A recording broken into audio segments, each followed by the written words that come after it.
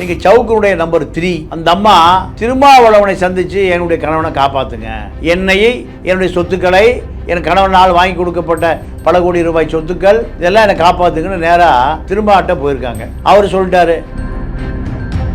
ஆனால் எடப்பாடியை சவுக்கு 2 முறை காக்க வைக்கப்பட்டு எடப்பாடி பார்க்கல. எடப்பாடிக்கு வந்து தகவல் படி நம்பிக்கையான ஆள் இல்லை. சவுக்கு மீடியா சவுக்கு இல்லைனாலும் இயங்குவதற்கான எல்லா வசதிகளுமே அவங்க இருக்குது. வேறு ஆஃபீஸ் போடலாம், ஊழியர்கள் இருக்கிறாங்க. இது எல்லாமே இருந்தும் கூட ஏன் சார் சவுக்கு மீடியா க்ளோஸ் பண்ணிட்டாங்க? திமுகவை தொடர்ந்து தாக்குவதையே பிரதான தொழிலாக கொண்டு தான் சவுக்கு மீடியா ஆரம்பிக்கப்பட்டது. அப்போ திமுக என்ன நினைக்குதுன்னா, இந்த சவுக்கு மீண்டும் வருமோ, மீண்டும் வந்தால் பழைய உத்வேகத்தோடு திமுகவை தேர்தலில் எதிர்க்குமா, இந்த சந்தேகம் திமுகவுக்கு இன்னைக்கு வரைக்கும் இருக்கு. இந்த கஞ்சா வழக்கு கண்டிப்பாக அவருக்கு குறைந்தபட்சம் 2 வருஷம் தண்டனை பெற்று தரும் நம்புறாங்க. சிறையிலிருந்து சிக்கலை கொடுத்த பிறகுதான் சவுக்கு இணையதளம் தன்னுடைய செயல்பாட்டை தற்காலிகமாக நிறுத்திக் கொள்ளும். நிபந்தனையற்ற சரண்டர் சவுக்கு யாருக்கிட்ட? திமுக முழு அஸ்திவாரத்தையும் வீசிட்டாரு. அதற்கான முயற்சி தொடர்ந்து நடந்து கொண்டு. அறம் நாடு பார்வையாளர்களுக்கு வணக்கம். இன்று நம்மோடு இணைந்திருக்கும் சிறப்பு விருந்தினர் மூத்த பத்திரிகையாளர் தமிழா பாண்டியன் அவர்கள். வணக்கம் சார். வணக்கம். சவுக்கு மீடியா வந்து தன்னுடைய சமூக வலைதளங்களில் ஒரு விஷயத்த சொல்கிறாங்க. இதுக்கப்புறமா நீங்கள் இதுவரைக்கும் கொடுத்த ஆதரவிற்கு நன்றி, இது தற்காலிகமாக சவுக்கு மீடியா இயங்குவதை நிறுத்தி கொள்கிறது அப்படின்ற மாதிரி. சவுக்கு மீடியா சவுக்கு இல்லைனாலும் இயங்குவதற்கான எல்லா வசதிகளுமே அவங்க இருக்குது. வேறு ஆஃபீஸ் போடலாம், ஊழியர்கள் இருக்கிறாங்க. இது எல்லாமே இருந்தும் கூட ஏன் சார் சவுக்கு மீடியா க்ளோஸ் பண்ணிட்டாங்க? இல்லை, சவுக்கை பொறுத்த வரைக்கும் அரசியலில் திமுகவை தொடர்ந்து தாக்குவதையே பிரதான தொழிலாக கொண்டு தான் சவுக்கு மீடியா ஆரம்பிக்கப்பட்டது. அப்போது திமுக என்ன நினைக்குதுன்னா, இந்த சவுக்கு மீண்டும் வருமோ, மீண்டும் வந்தால் பழைய உத்வேகத்தோடு திமுகவை தேர்தலில் எதிர்க்குமா, இந்த சந்தேகம் திமுகவுக்கு இன்னைக்கு வரைக்கும் இருக்குது. அதனால தான் ஒரு 4 நாளைக்கு முன்னாடி கூட ஒரு வழக்கு பதிவு செய்யப்பட்டது. வழக்கு மீது வழக்குனா ஏறக்குறைய நீங்கள் இந்த கஞ்சா வழக்கு கண்டிப்பாக அவருக்கு குறைந்தபட்சம் 2 வருஷம் தண்டனை பெற்று தரும் நம்புகிறாங்க. அதாவது கஞ்சாவை அவர் வைத்திருந்தது, கஞ்சாவை பாவிப்பது எல்லாமே திட்டமிட்டு அரசு எல்லா சாட்சிகளையும் நீதிமன்றத்தில் கொடுக்க போகிறாங்க. இது இந்த கஞ்சாவை வாங்கி வெளிநாட்டு கஞ்சாவை வாங்கி கொண்டு கொடுத்த மகேந்திர தேனியில் கைது செய்யப்பட்டு சிறையில் அடைக்கப்பட்டிருக்கார். இப்போ அவர்கிட்டையும் அரசு பேசிகிட்டு இருக்கு, தொடர்ச்சியாக நான் அவருக்கு வெளிநாட்டு போதைப் பொருளை கொண்டு வந்து கொடுப்பேன். இதை அவரை மகேந்திரன் அப்ரூவராக ஆகலைன்னா, ஏன்னா அவர் வெளிநாடு நிறைய தடவை போயிட்டு வந்திருக்கார். சவுக்கு எத்தனை காலம் இருக்காரோ அத்தனை காலமும் அவர் இருக்க வேண்டி வரும்னு அவருக்கு தகவல் சொல்லப்பட்டிருக்கு. இல்லை நான் என்ன நடந்தோ சொல்லிடுறேன். அப்ரூவராக மாறுறாரு. அப்ரூவராக மாறினா இந்த வழக்கு என்ன ஆகும், கொஞ்சம் ஸ்ட்ராங்காக மாறினா குறைந்தபட்சம் 2 வருஷம்னா தேர்தல் வந்துடும். தேர்தல் முடிஞ்சிடும். தேர்தல் முடிகிற வரை இல்லைன்னா ஏதாவது ஒரு ஒப்பந்தம் போட்டால் திமுகவுக்கு எதிர்த்து நான் அரசியலே பண்ண மாட்டேங்க. இப்படி சவுக்கு இப்போ மன்னிப்பு கேட்குறாரு, அழுகிறாரு, உருள்றாரு, போலீஸெல்லாம் நல்லா வச்சுக்கிறாங்க, 3 நேரமும் எனக்கு ஸ்வீட்டாக வாங்கி தர்றாங்க. அப்போனா போலீஸ் வழக்கை முடிச்சுட்டு கஞ்சா வழக்கில் உள்ளருங்க. அப்போ என்னதான் பெலிக்ஸும் சவுக்கும் திமுக அரசுக்கு சாதகமாக பாதகமாகவோ எந்த வேலையும் செய்ய மாட்டாங்க அப்படிங்கிறத திருப்பி நிரூபிக்கிறதுக்கு ஒரு 6 மாத காலம், 6 மாத காலம் இவர்கள் திமுக அரசு சவுக்கை கண்காணிப்பாங்க. அப்போது 6 மாதம் வேண்டாங்க, இப்போவே ஆட்டத்தை க்ளோஸ் பண்ணிக்கிறேன். சிறையிலிருந்து சிக்கலை கொடுத்த பிறகு தான் சவுக்கு இணையதளம் தன்னுடைய செயல்பாட்டை தற்காலிகமாக நிறுத்தி கொள்ளுது. இப்போ ஃபெலிக்ஸ் பற்றி பேசுனதால கேட்குறேன் சார். மகேந்திரன் அப்ரூவலாக மாறுறாரு. இங்கே ஏற்கனவே பேசின மாதிரி முத்தலிஃப் வந்து போலீஸுடைய கட்டுப்பாட்டில் இருக்காரு நம்ம பேசிட்டோம். ஃபெலிக்ஸும் வந்து நம்ம ஊடகத்தில் இருக்கிறதுனால நீங்கள் போலீஸ் துறையெல்லாம் அவங்க நெருங்கிய நட்போட்டம் இருக்குது. இப்போ போலீஸ் சொல்லி தான் அவங்க மன்னிப்பு கடிதம் போட்டிருப்பாங்கன்றது எல்லாருக்குமே தெரியும். ஒரு மன்னிப்பு கடிதம் போடியா அப்புறமா பார்த்துக்கலாம் அப்படின்ற விஷயத்த தான் அவங்க பேசியிருப்பாங்க. இப்போ ஃபெலிக்ஸ்கிட்டுமே வந்து சவுக்கை பற்றின உண்மைகளை சொல்லுங்கள், நாங்கள் உங்களுக்கு வழக்குலேருந்து தளர்வுகளை தரோன்னு பேச வாய்ப்பு இருக்குதா சார்? கண்டிப்பாக வாய்ப்பு இருக்குது. ஃபெலிக்ஸ் என்ன எப்படின்னா, இனிமேல் சவுக்கு ரெட்ஃபிக்ஸ் கூட்டணி மக்கள்கிட்ட பெரிய ஆதரவு கிடைக்காது. இப்போ சவுக்கு மூடிட்டார், ஃபெலிக்ஸ் மூட மாட்டார். ஏன் மூட மாட்டார்னா, அவருக்கு வேறு தொழில் இல்லை, வேறு எங்கேயும் வேலைக்கு போக முடியாது. இப்போ சவுக்குக்கு ஒரு 100 கோடி ரூபா இருக்குது, 50 கோடி போனாலும் 50 கோடி தேரும். ஆனால் ஃபெலிக்ஸை பொறுத்த வரைக்கும் ஊடகத்தில் இல்லைன்னா ஃபெலிக்ஸினுடைய வரலாறு முடித்து வைக்கப்படும். சவுக்கு அப்படி இல்லை. சவுக்கு அரசியல்வாதியாக கூட மாறிடுவார், அதிமுக இணைஞ்சிருவார். வேலுமணி தலைமையில் அதிமுக இணைஞ்சு பொது தொகுதி எனக்கு கொடுங்க, நான் நின்று உங்களுக்கு ஆதரவாக அதிமுக ஆதரவு இணையதளமாக சவுக்கு மாறிடும். அவர் சட்டமன்ற உறுப்பினராக மாறுவதற்கு வேலுமணி அவருக்கு முழு உதவி செய்வார். ஆனால் எடப்பாடியை சவுக்கு 2 முறை காக்க வைக்கப்பட்டு எடப்பாடி பார்க்கல. நீங்கள் நான் ரொம்ப நெருக்கமான வட்டத்தை விசாரித்த வரைக்கும் 2 முறை சவுக்கு காத்து கிடந்திருக்கார். யாரை பார்க்குறக்கு? எடப்பாடி பார்க்குறக்கு. இது வந்து தேர்தலுக்கு பிறகா சார்? இல்லை, முதல்ல. ஆனால் எடப்பாடி சவுக்கை தவிர்த்துட்டார். ஏன்னா எடப்பாடிக்கு வந்து தகவல் படி நம்பிக்கையான ஆள் இல்லை, உங்கள்கிட்ட நம்பிக்கையாக இருக்க மாட்டார். அண்ணாமலைக்கு விசுவாசமாக இல்லை, பாலாவுக்கு விசுவாசமாக இல்லை, திமுக விசுவாசம் இல்லை, பிஜேபிக்கு விசுவாசம் இல்லை, உங்களுக்கு எப்படி விசுவாசமாக இருப்பார்? அதனால் அவரை சந்திப்பதை நிறுத்திடுங்க, வேலுமணி அவரை டீல் பண்ணிட்டு. இப்படி தான் நீங்கள் எடப்பாடி நேரடியாக சவுக்கு கூட தொடர்பு வச்சுக்காதீங்க. ஏதோ ஒரு சக்தியை சொல்லியிருக்கு, சொன்னதோடைய விளைவு தான் அவர் சந்திக்கலை. அப்போ இதை வைத்து பார்க்குற பொழுது சவுக்கு வெளியே வந்து அதிமுக முழு நேரமாக இணைஞ்சிருவார். இணைஞ்சு வேலுமணிக்கான ஆதரவு இணையதளமாக சவுக்கு மீண்டும் வரும். ஆனால் ஏற்கனவே தன்னுடைய நேர்காணலில் வந்து அவர் என்ன சொல்லியிருக்காருன்னா, நான் ஏன் கட்சி ஆரம்பிக்கக்கூடாது, சேப்பாக்க தொகுதியில் உதயநிதிக்கு எதிராகவே நான் நிற்கிறேன் அப்படின்ற மாதிரிலாம் பேசியிருக்காரு. தனி கட்சி ஆரம்பிக்கவும் வாய்ப்பு இருக்கா சார்? இல்லை, அதுக்கு வாய்ப்பு இல்லை. தேர்தல், அதாவது இவர் கைதுக்கு முன்பு கைதுக்கு பின்பு அவர் பொதுமக்கள் மத்தியில் மிகுந்த புறக்கணிக்கப்படுறார். அதனால் இப்போ என்ன நிலவரம்னா, வெளியே வந்த பிறகு இந்த தியாகத்தை நான் அதிமுகவை தான் பண்ணேன், அதனால் என்னை அதிமுக இணைத்து கொள்ளுங்கள். ஏன்னா வேலுமணியோட உரிமையோடு அவரால் பேச முடியும், வேலுமணி எடப்பாடியிடம் உரிமையோடு பேச முடியும். அப்போ அவர் இனி சவுக்கு வந்து அதிமுகவினுடைய உறுப்பினர் அட்டை வாங்கி அவர் ஏதாவது தொகுதியில் எம்எல்ஏவாக நிற்பதற்கு முயற்சி செய்வார். அதுதான் எதிர்காலத்தில் நடக்கும். சவுக்கை மக்கள் வெறுக்க ஆரம்பிக்க என்ன சார் காரணம்? ஸ்ரீமதி வழக்கு, மகாலட்சுமி வழக்கு, பெண் போலீஸ் வழக்கு, இப்படி பெண்கள் மீதே தாக்குதல், பெண் சமூகத்தின் மீதே தாக்குதல், இதை எடப்பாடியே ரசிக்கலை, யாருமே ரசிக்கலை. பொதுமக்களை பொறுத்த வரைக்கும் சவுக்கை இணைத்து கொண்டால் அதிமுகவை பெண்கள் வாக்கை இழக்க நேரிடும். சவுக்குடைய நிலைமை இதுதான் நிலைமை.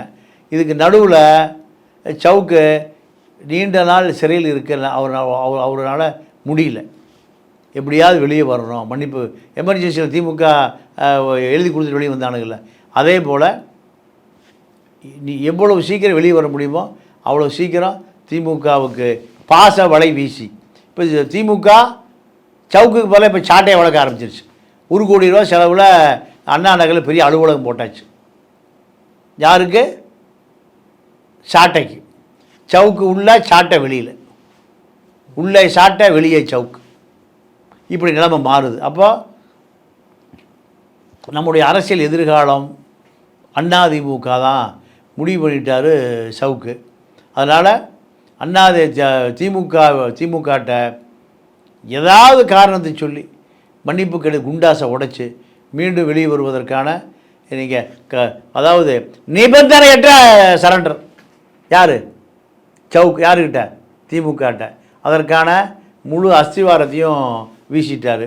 அதற்கான முயற்சி தொடர்ந்து நடந்து கொண்டு இருக்கு. நீங்கள் சவுக்குடைய நம்பர் 3 நான் பேர் சொல்ல மாட்டேன், சரியா?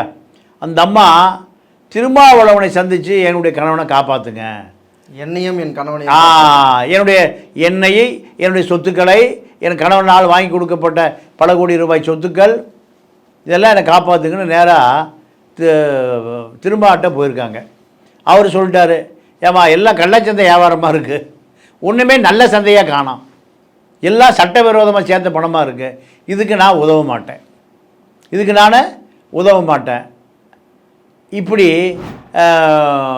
அந்த அம்மாட்ட அவர் நேரம் சொல்லி அனுப்பிச்சிருக்கார். ஏன்னா ஒட்டுமொத்த நிறைய பத்திரிகையாளர்கள் வந்து உண்மையான பத்திரிகையாளர்கள் பூராமல் சவுக்கை நேரடியாக எதுக்குறான். இது அப்போ இவர் சவுக்குக்கு ஆதரவு கொடுத்தா அத்தனை பேருக்கு அவருக்கு எதிராக பார்க்க வேண்டிய நிலைமை வரும். இதை அவர் புரிஞ்சுக்கிட்டார். ஏன்னா மகாலட்சுமி கேஸிலிருந்து, சங்கர சுப்பு கேஸிலிருந்து, ஸ்ரீமதி கேஸிலிருந்து, பெண் போலீஸ் எல்லா பெண்கள் தரப்ப இப்போ பெரிய எதிர்ப்பாக இருக்குது. இப்போ இவர் நினைத்தால் திமுகவை கன்வின்ஸ் பண்ண முடியும்னு சவுக்குடைய நம்பர் 3 விரும்புது. ஆனால் கண்டிப்பாக அவர் அதை ஏற்றுக்க மாட்டார். ஏன்னா அவருடைய கள நிலவரம் தெரியும். இத்தனை பெண்கள் மீது கடுமையான விமர்சனம் வச்ச சவுக்கை கண்டிப்பாக ஏற்றுக்கொள்ளவே மாட்டார். இத்தனைக்கும் திருமா அவர்கள் அந்த கள்ளக்குறிச்சி மாணவி விஷயில் நேரடியாகவே சவுக்கு வந்து கேட்டார் சார். ஆதனில் வந்து சவுக்குக்கு அந்த விழா ஏற்பு நடக்கும்போது நீங்கள் பண்ணது வந்து ரொம்ப தவறு, நீங்கள் பாதிக்கப்பட்டவங்க பக்கம் நிற்காமல் நீங்கள் காவல்துறையின் பக்கம் நின்னது வந்து மிகப்பெரிய தவறுன்னு நேரடியாகவே பேசியிருந்தார் சார். ஆனால் அதன் பிறகு சவுக்கு சங்கர் திருமாவை வந்து அந்த அளவுக்கு இந்த எலெக்ஷன் அப்போது பேசினார் சார். ரொம்ப கொச்சைப்படுத்திலாம் பேசியிருந்தார். இவங்க எந்த நம்பிக்கையில் திருமா நமக்கு உதவார்னு இவங்க போயிருப்பாங்க சார்? இல்லை, அவர் ஆபத் பாந்தவன். யார் பாதிக்கப்பட்டு முற்போக்காளர்கள் போனாலுமே அவர் அவங்கள மரியாதையோடு நடத்துவார். அது அவருக்கு உண்டான இயல்பு.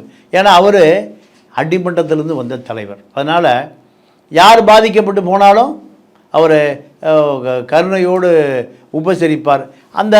அதன் அடிப்படையில் யாராவது கூட்டிகிட்டு போயிருக்கலாம். நீங்கள் 2ஆம் கட்ட தலைவர்கள் இருக்காங்களா அவர்கிட்ட, அவர்களை யாராவது கூட்டிகிட்டு போயிருக்கலாம். நீங்கள் வாங்க நான் கூட்டிகிட்டு வாங்க சொல்கிறேன். ஏன்னா அவர் நிறைய அது மாதிரி ஆட்கள் இருக்கிறாங்க. அப்போ அதில் அவர் அதை மனிதாபிமானத்தோடு அணுகியிருக்கலாம். ஆனால் திமுக விட்டு அவர் மனிதாபிமானமாக சொல்ல முடியாது. நம்ம பத்திரிகையாளர் மன்றத்தில் வந்து நம்ம பேசியிருந்தோம் சார். சவுக்கு சங்கர் வந்து பத்திரிகையாளர் மன்றத்தில் தான், சென்னை பத்திரிகையாளர் மன்றத்தில் தான் வராரு அப்படின்ற மாதிரி. இப்போது சவுக்கிற்கும் சென்னை பத்திரிகையாளர் மன்றத்திற்கும் தொடர்பு இருப்பதாக செய்திகள் வந்த உடனே காவல்துறை வந்து சென்னை பத்திரிகையாளர் மன்றத்தின் மீது வழக்கு பதிய இருப்பதாக தகவல் வந்திருக்கு. இல்லை, சவுக்கு சங்கரை உருவாக்கியவர் மறைந்த முன்னாள் குண்டாஸ் அன்பழகன் அவர் தான். அன்பழகன் தான் சவுக்கு சங்கரை தன்னுடைய தமிழ்நாடு முழுக்க இருக்கக்கூடிய கிரிமினல் குற்றவாளிகளை பத்திரிகையாளர் போர்வையில் மிரட்டி கட்ட பஞ்சாயத்து வசூல் செய்வதற்காக நீங்கள் தயார்படுத்தி வைத்திருந்தார், மக்கள் செய்தி மையங்கிற பேரில். இப்போது இந்த மக்கள் செய்தி மைய ஆட்கள் தான் சவுக்கோடு இன்றைக்கி தொடர்பில் இருக்கான். அவன் பூராமல் நீங்கள் பணம் மிரட்டி வசூல் பண்ணக்கூடிய போலி பத்திரிக்கையாளர்கள். அன்பை வந்து இப்போ நக்கீரன் வந்து வெளியே அனுப்பிய பிறகு அவர் போய் சேர்ந்த இடம் எங்கேன்னு கேட்டிங்கன்னா சென்னை பத்திரிக்கையாளர் மன்றம் தான். அங்கிருந்து தான் மரணமடைகிற வரை தமிழ்நாடு முழுக்க தன்னுடைய நெட்வொர்க்கை விரிவுபடுத்திட்டு இருந்தார். இதை சவுக்கும் அங்கிருந்து அவருக்கு உதவி செய்து கொண்டு இருந்தார். இதுதான் கடந்த காலத்தில் நடந்தது. இப்போது அன்பழக மரணத்திற்கு பிறகு அன்பழக இடத்தையும் எடுத்துட்டார்.